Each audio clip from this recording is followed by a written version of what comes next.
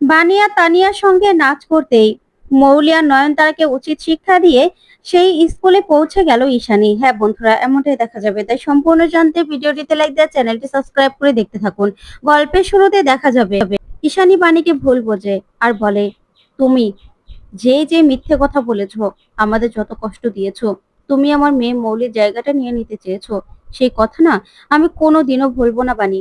তাই আমরা তোমার সঙ্গে কেউ যাব না, কেউ না।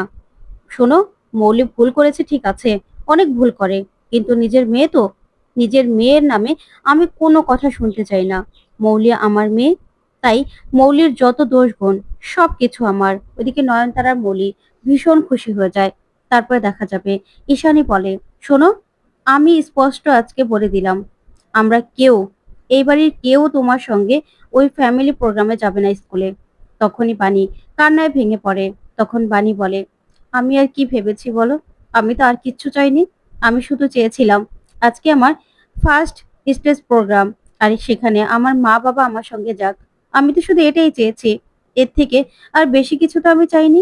এই বলেই বাণী কান্নায় ভেঙে পড়ে। তখন নয়নতারা বলে, বাণীকে না একটা অ্যাওয়ার্ড দেওয়া দরকার। এই যে কথায় কথায় কাঁদতে থাকে, কান্নার একটা নাটক করে, সেজন্য না ওকে একটা অ্যাওয়ার্ড দিলে কেমন হয় দিদি ভাই? খুব মিষ্টি হয় না ব্যাপারটা? তখন পিনাক্ষী রেগে যায় আর বলে, ছোট মা, কথায় কথায় খোঁচা না দিলে ভালো লাগে না, না খোঁচা না দিলে হচ্ছে না। তখন নয়নতারা আর মৌলি চুপ হয়ে যায়। তারপরে দেখা যাবে ঈশানী বলে, শোনো বাণী, সরি, আমরা কেউ তোমার সঙ্গে যেতে পারবো না। তুমি আগে হলে যেতাম, কিন্তু এখন আমি তোমার অনুষ্ঠান দেখার জন্য যাব না। তখন এই বলে সবাই সেখান থেকে চলে যায়। তখন বাণী বলে, আমার কাছে যত কিছুই থাক না কেন, এই যে বাবা মায়ের আদর ভালোবাসা আমি কিচ্ছু পাচ্ছি না, এর থেকে বড় কষ্ট আমার জীবনে আর কিছু থাকবে না মিস্টার চ্যাটার্জি। তখনই দেখা যাবে তানিয়া অনিরুদ্ধকে বলে, আচ্ছা বাবা, দিদিভাই মায়ের উপর রেগে আছে কেন? মা তো দিদিভাইকে কিছু বলেনি। তখনই অনিরুদ্ধ বলে, তুমি চিন্তা করো না, সব কিছু ঠিক হয়ে যাবে। অন্যদিকে কুয়াশার সঙ্গে নাচার জন্য বান্টি যায় আর গিয়ে বলে, হ্যাঁ, তোমার তো পার্টনার দরকার তাই না? আমি হব তোমার পার্টনার, আমি তোমার সঙ্গে নাচ করব। তখন কুয়াশা বলে, তুমি? তখন বান্টি বলে, হ্যাঁ। তারপরেই কুয়াশা বলে, যাক, তাহলে একজনকে তো পাওয়া গেল। তখনই বিদ্যুৎ বান্টিকে চেপে ধরে আর বলে, একদম তুই কুয়াশার কাছাকাছি যাওয়ার চেষ্টা করবি না, তোর গোপ না আমি টেনে ছিঁড়ে ফেলবো। তখন আগলা গোফ উঠানোর চেষ্টা করে। ওইদিকে বান্টি বলে, তাতে কি হয়েছে, আমি আমি কুয়াশার সঙ্গে নাচ করব। তখন বিদ্যুৎ বলে, না, আমি কুয়াশার সঙ্গে নাচ করব, কুয়াশা তুমি ওর সঙ্গে নাচ করবে না। তখন কুয়াশা খুশি হয়ে যায় আর বলে, সত্যি? তখনই বিদ্যুৎ মনে মনে বলে, হ্যাঁ, না গেলে বানি আর বানির মেয়ের উপর নজর রাখবো কি করে। তারপর দেখা যাবে স্কুলের প্রোগ্রাম শুরু হয়ে গেছে। এদিকে বানি, অনিরুদ্ধ, তারপরে শ্যামলী, সাথী সবাই সেখানে পৌঁছে যায়। তখন তানিয়া বলে, আচ্ছা বাবা, আমরা কখন প্রোগ্রাম করব? তখনই বানি বলে, ওই যে ম্যাম, ওই ম্যাম বলে দেবে আমরা কখন পারফরমেন্স করব। তারপর দেখা যাবে কুয়াশা দাঁড়িয়ে আছে বিদ্যুতের জন্য। তখন বিদ্যুৎ সেখানে ছদ্মবেশ নিয়ে পৌঁছে যায়। তখন বিদ্যুৎকে দেখেই কুয়াশা অবাক হয়ে তাকিয়ে থাকে আর বলে, তুমি? তখন বিদ্যুৎ বলে, হ্যাঁ, আমাকে কেউ চিনে ফেলবে না তো? তখন কুয়াশা বলে, আমি তোমাকে এতদিনে চিনতে পারলাম না, আর কেউ চিনবে কি করে? তখন ম্যাডাম কুয়াশার নাম নিতে আসে আর বলে, তুমি তোমার কাকার সঙ্গে নাচ করবে তাই তো? তখন কুয়াশা বলে, হ্যাঁ। তখন বিদ্যুৎকে দেখে তাকিয়ে থাকে আর বলে, এটা তোমার কাকা? তখন কুয়াশা বলে, হ্যাঁ, এটা আমার কাকা। কেন, কোনো সন্দেহ আছে? তখন বিদ্যুৎ বলে, না না, আসলে ওর সমবয়সী তো আমি, সেই জন্য আমাকে এখনো ইয়াং লাগে। ওইদিকে বাণীকে বলে, আচ্ছা বাণী, তুমি তো বাবা মায়ের সঙ্গে নাচবে বলেছিলে, তাহলে? তখন বাণী বলে, না, এখন আমি চেঞ্জ করতে চাই, আমার হাজবেন্ড আর মেয়েকে নিয়ে নাচ করব। তখনই বাণীর বন্ধুরা সবাই বলে, কেন রে বাণী, তোর মা বাবা আসবে না? তখন কুয়াশা বলে, ও মনে হয় কাউকে মা বাবা দাদু সাজিয়ে আনতে চেয়েছিল। তখন বিদ্যুৎ বলে, শোনো কুয়াশা, তোমার চেষ্টা না তুমি করো, তুমি কি করবে সেই ব্যবস্থা করো, তুমি অন্যের দিকে নাক গলাবে না। তারপরেই বাণীর বন্ধুরা বাণীকে বলে, কিরে বাণী, তোর মা বাবা, তোর মা তোর সঙ্গে নাচ না করুক, তো তোর প্রোগ্রাম দেখার জন্য তো আসবে। তখন বাণী ওদের কি বলবে বুঝতে পারে না। তখন অনিরুদ্ধ বলে, কেন? বাণী তো ঠিকই বলেছে, বাণীর বড় ফ্যামিলি, আমি, আমার মেয়ে, তারপর আমার মা, তারপরে বাণীর মামুনি, আমরা সবাই মিলে না অনেক বড় একটা ফ্যামিলি, আমরা কি ফ্যামিলি না? তাহলে? তখনই ওর বন্ধুরা বলে, জামাইবাবু না খুব সুইট, আজকে কিন্তু আমাদের আইসক্রিম খাওয়াতে হবে। তখন অনিরুদ্ধ বলে, যদি জিতে যায় না তাহলে ডাবল আইসক্রিম খাওয়াবো। তখন বাণীর বন্ধুরা বলে, ঠিক আছে, জামাইবাবু মনে যেন থাকে। ওইদিকে বাণী তাকিয়ে থাকে। তারপরেই বাণী বলে, মিস্টার চ্যাটার্জি, মা তো আর আসবে না এখানে, মা আমার প্রোগ্রাম দেখার জন্য আসবে না। তখন অনিরুদ্ধ বলে, বানি দেখবে একসময় সব কিছু ঠিক হয়ে যাবে। তুমি ঠিকই তোমার বাবা মায়ের আদর ভালোবাসা সব পাবে, তুমি চিন্তা করো না।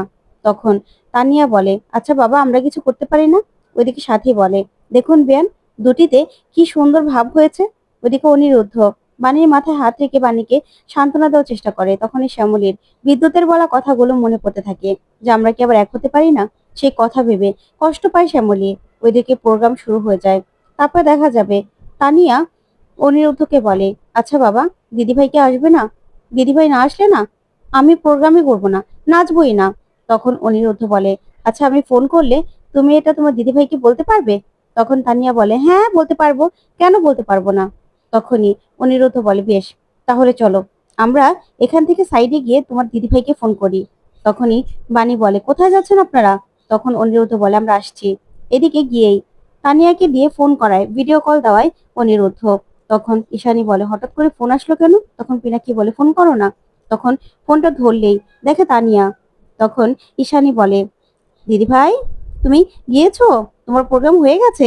তখনই তানিয়া বলে, না দিদিভাই, তুমি তো এখনো আসলেই না। তুমি না আসলে আমি কি করে নাচবো বলো তো?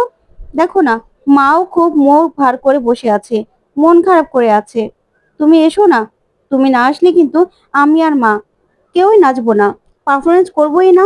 তখনই ঈশানী অবাক হয়। তারপরেই তানিয়া এই কথা বলে ফোনটা কেটে দেয়। ওইদিকে পিনাক্ষী ঈশানীর দিকে তাকিয়ে থাকে। তারপরে দেখা যাবে অনিরুদ্ধ আর তানিয়া এসে বসলে মানি বলে, কোথায় গিয়েছিলেন? তখন দেখা যাবে তানিয়া বলে, মা, আমরা দিদিভাইকে ফোন করেছিলাম, দিদিভাইকে আসতে বলেছি। তখন বাণী বলে, কেন ফোন করতে গেছো বলো তো? তখন অনিরুদ্ধ বলে, কেন ফোন করবে না কেন সেটা বলো তো? আমার মনে হচ্ছে কি মাসিমণি আর মেসোমশাই ঠিক আসবে, তুমি দেখো। তারপরেই তানিয়া অনিরুদ্ধ আর বাণীর কথা শুনে হাসতে থাকে। তখন বাণী বলে, চুপ করো তো, একদম হাসবে না। তারপর দেখা যাবে একজন মা আর মেয়ে পারফরমেন্স করছে, যা দেখে সবাই ভীষণ খুশি হয়। ওইদিকে কুয়াশা বলে, আচ্ছা তুমি বসে থাকো, আমি বরং রেডি হয়ে আসছি।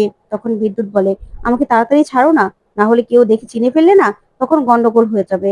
এদিকে শ্যামলীকে সাথী বলে, দিদি আপনি না এই মোবাইলটা নিন, যখন অনিরুদ্ধ বাণী ওরা পারফরমেন্স করবে না তখন ওদের ভিডিও তুলে দেবেন, ছবি তুলে দেবেন। তখন শ্যামলী মনে মনে বলে, এখন তো বাণী আর তানিয়ার সঙ্গে আমার বিদ্যুৎটাও নাচ করতে পারতো, কিন্তু কপালে কিচ্ছু নেই।